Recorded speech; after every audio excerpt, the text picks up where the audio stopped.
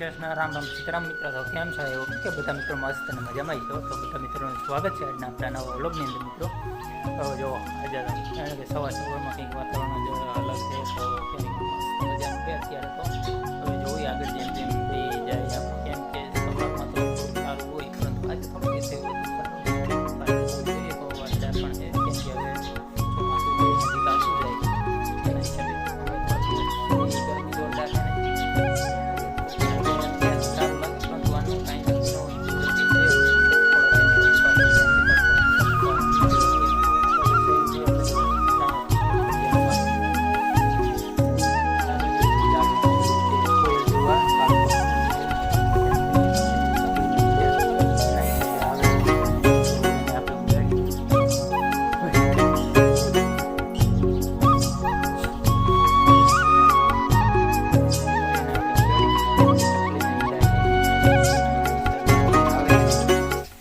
બાજુ આજે બને એ તમને બતાવું તો દાળ ઢોકળીનો પ્રોગ્રામ છે તો અત્યારે તો દાળ ઢોકળી બને તમને બે કેમેરો કરીને પણ બતાવું તો જરૂર વિડીયોમાં બિના રહેજો ને નવા મિત્રો આવ્યા તો ચેનલને પણ સબસ્ક્રાઈબ કરી નાખજો તો ચાલો આગળ આપણે તમને બતાવી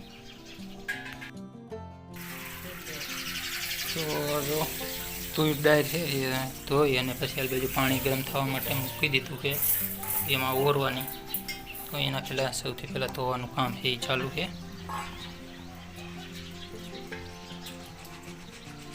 ધોઈ જાય એટલે પછી જો ગરમ પાણી થાય એમાં ઓરી દેશું ને જો આવું કંઈક વાતાવરણ છે અત્યારે તમે જોઈ શકો વાદળછાયું છે ને એટલે મસ્ત મજાનું લાગે ને હવામાનમાં પણ જો આવા કંઈક વાદળ અત્યારે તો હોય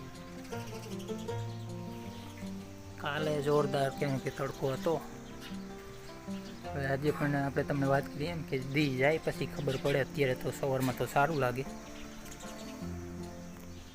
જો થોડા જ છાંટા આવે ને તો આ પણ આપણું કામ જે છે કે આ ઘરમાં ક્યાંક ભરવાનું કેમ કે અહીંયા તો પલળી જાય ને જો ખાટલા જે એમને પીડ્યા છે રાત્રે અહીંયા ફરિયામાં સૂતા હોય ને એટલે કંઈક કહે ને કે એનો અલગ જ હોય મોજ ઠંડી હવા આવે એમાં પણ આપણે તો જો ઘર છે ને એકદમ બારોબાર છે અહીંથી પછી વાડી વિસ્તાર જ લાગી જાય ને આ બાજુ પણ 2-3 ઘર જ છે બાજુમાં બાકી અહીંથી તો સામે તો વાડી વિસ્તાર જ છે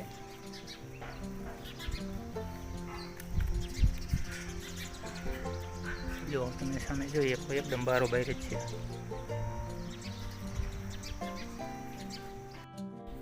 તો આ બાજુ બોન છે અત્યારે ગા અને એને પાણી પાય છે આપણે તમને ગા માતાજીના દર્શન પણ કરાવી દઈએ એનું નામ છે સોનું ને આપણે થોડાક ટાઈમ પહેલાં લાઈવ થયા હતા ત્યારે જોરદાર પવન હતો ને ત્યારે જો અહીંથી બધેથી કાગળ છે ઉડી ગયો એટલે કે ઉપરની સાઈડ વળી ગયો છે ઉડી નથી ગયો ઉપરની સાઈડ વળી ગયો છે તો આવી રીતની થોડી જગ્યાએ બધી થઈ ગઈ છે હવે ફરી પાછું ચોમાસું નજીક આવે ને એટલે ફરી બીજો કાગળ નાખીને ઉપર પાછી થોડીક આવી કડબ એટલે કે નીર નાખી દેશું એટલે ચોમાસું જતું રહે ને જો વધુ એવું લાગશે તો કેને ગા માટે આપણે ટાર્ગ્યુ જે છે એમાં જગ્યા રાખી જ છે તો અહીંયા પણ બાંધી શકીએ એવું છે તો અહીંયા પણ બાંધી દેશું પરંતુ આને જે એકદમ ક્યાં કે રિપેર તો કરશું જ કાગળ નાખીને અત્યારે જે કાગળ છે એ ઓમ નથી પીટો થોડુંક આ રીતનું થઈ ગયો છે પરંતુ ચોમાસામાં ફરી નવો નાખી દે ને તો આખું ચોમાસું જાય ત્યાં લગીને કાંઈ તકલીફ ન પડે તો આ રીતનું ખુલ્લું થઈ ગયું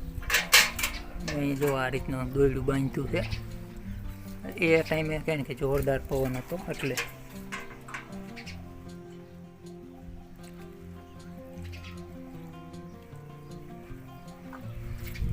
તો જો આને તો પાણી અત્યારમાં આમ કહે ને કે હાલે જ નહીં ગાયે અત્યારે પી લીધું પણ આને કહે ને કે કંઈક અલગ જ હાલતું બધું બપોરે પાઈને તો ત્યારે નકર ત્યારે પણ નહીં એટલે એનો ટાઈમ વગરનું ટાઈમ ટેબલ કાંઈ શેનું છે જ નહીં પાણીનું પછી જ્યારે તરસો થાય છે ને ત્યારે બોલશે ત્યારે આપણે પાવા આવીને ટાઈમે ત્યારે ન પીવે અત્યારે સવારે પાયું હવે બપોરે પાય તો બપોરે પણ એવું પીવું હોય તો પીવે નકર નહીં પીવે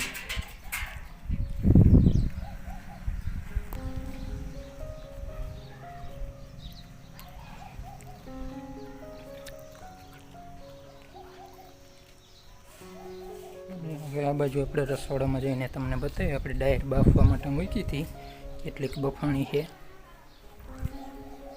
તો જો આજે બફાઈ છે.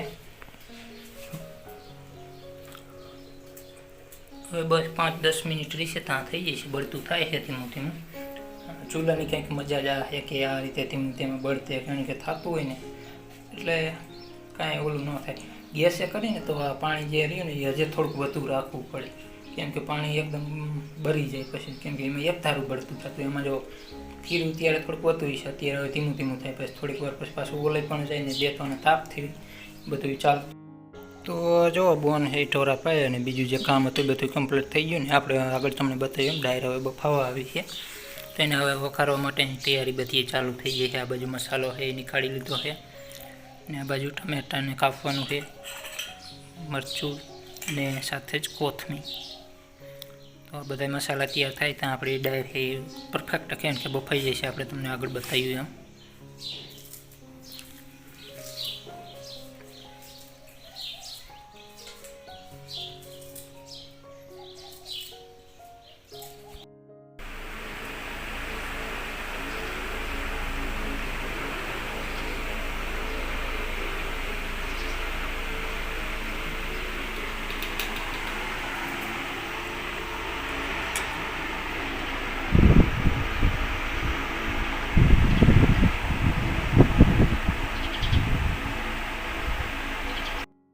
તો મિત્રો આપણે સિરાવી લીધું ને હવે જો અહીં કામ બીજું એક ચાલુ કર્યું છે આજે. કેમ કે હવામાનમાં તો તડકો બહુ છે નહીં, વાદળ છે જેવું વાતાવરણ છે એટલે કેમ કે વાંધો ન હોય. નકર તો અત્યારે તડકો પણ થોડોક થઈ ગયો હોય ને એકને ઘાસ ને એવું બધું થઈ ગયું હતું. તો એ મોકરવાનું ચાલુ ને આ એક તુલસીનો છોડ અહીં ઉગ્યો હતો, એને આપણે રહેવા દઈશું, એને નહીં નીકાળી.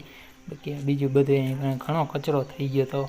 હમણાં કેમ કે ઘણા ટાઈમથી અહીંયા કંઈ બહુ સાફ સફાઈનું એવું કંઈ કરતા નહોતા એટલે વધી ગયું હતું. તો આજે થોડાક ફ્રી જેવું હતું તો બાઈને એને એ કામ ચાલુ કર્યું છે.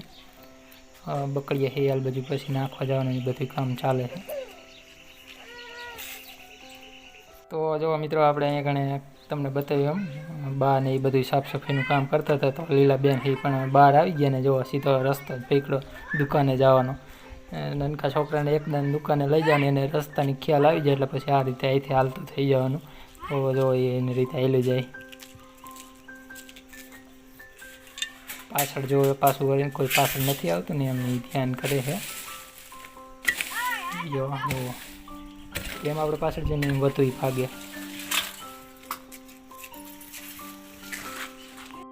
તો હવે આપણે અહીંયા ફરિયામાં જે છે એ પણ બતાવી દઈએ. તો જો ચોખા છે ને ચોરીને તપવા માટે મૂક્યું, પરંતુ જો અત્યારે વાદળ છે વાતાવરણ છે, હમણાં થોડીક વાર થાય ને ત્યાં તડકો નીકળે ને એવું બધું છે એટલે બપોર સુધી રહેવા દેવું પડશે. જો આ રીતે થાય, કંઈક થોડીક વાર તડકો નીકળે ફરી પાછું વાદળ છે વાતાવરણ થઈ જાય એટલે થોડોક વધુ ટાઈમ લાગે એવું થાય. તો અહીંયા ઘણે ચોખા છે ને આ બાજુ તમને બતાવી દઉં તો આ સૂકી ચોરી જે ટૂંકા માયલી આવે ને એ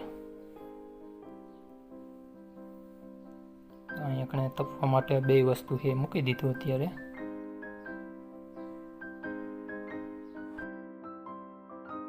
આજે ક્યાં કે તડકો અને છાયા જેવું છે, પણ તું કીધું નથી એટલે વાંધો તો ન આવે, નીકળી ગઈ. હાલ બાજુ તમે ઝૂમ કરીને બતાવું બકડીયામાં. તો જો આ રીતે હવે એને પછી ઉપાડવાનું જ રહે.